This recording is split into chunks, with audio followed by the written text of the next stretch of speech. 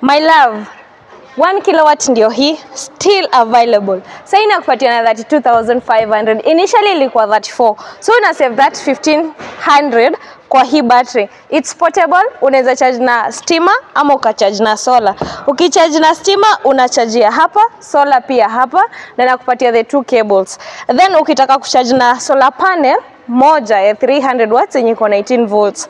Location Mombasa Road, deliveries ni countrywide. Hii Christmas isikupite my love. Hii deal nayo taipenda.